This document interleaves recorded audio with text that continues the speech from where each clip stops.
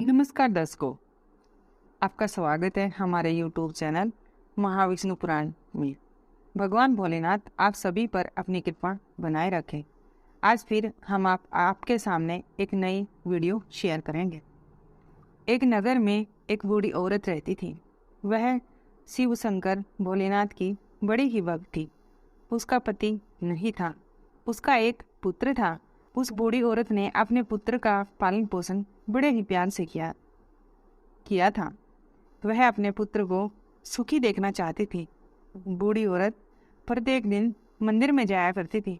वह शिव शंकर भोलेनाथ की बड़ी ही भक्त थी। शिवजी की पूजा वह सच्चे मन से किया करती थी।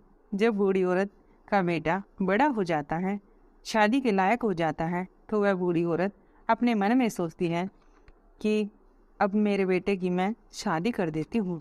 एक दिन भगवान भोलेनाथ की कृपा से वह दिन आ जाता है जब वह बूढ़ी औरत अपने बेटे की शादी बड़े ही धूमधाम से करती है।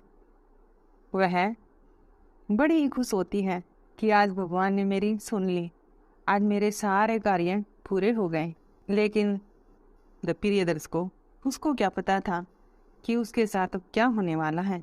उसकी बहू आ गई, लेकिन वह बहू इतनी दुराचारी थी, इतनी निकम्मी थी कि वह घर का कोई कामकाज नहीं करती थी और बूढ़ी औरत को बात बात पर ताना मारती थी।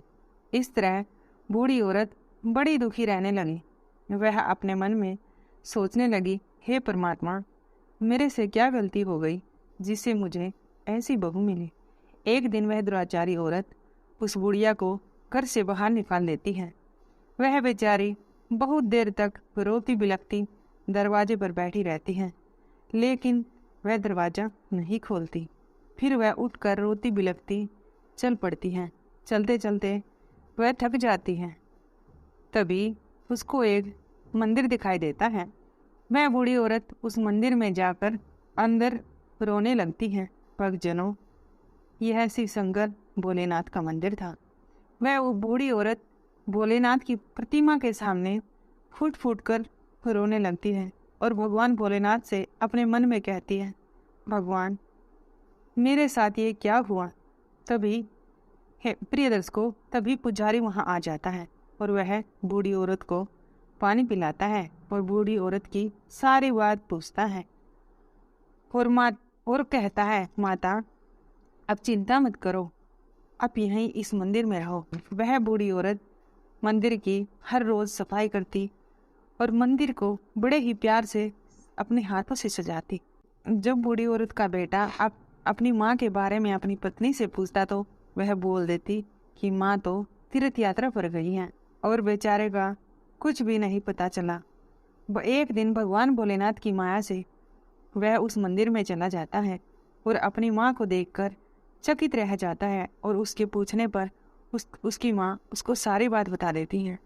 जब अपनी माँ को अपने साथ वह अपने घर ले आता है और अपनी पत्नी को धक्के मारकर घर से बाहर फेंक देता है, फिर भक्तजनों, उसकी पत्नी अपनी सासू माँ से, उसकी माँ से हाथ जोड़कर माफ़ी मांगने लगती है। माँ तो माँ होती है। वह बूढ़ी औरत उसको माफ़ कर देती है और भोलेनाथ की कृपा से सब खुशी से रहने लगते हैं। बोलो भोलेनाथ भगवान की जय हो।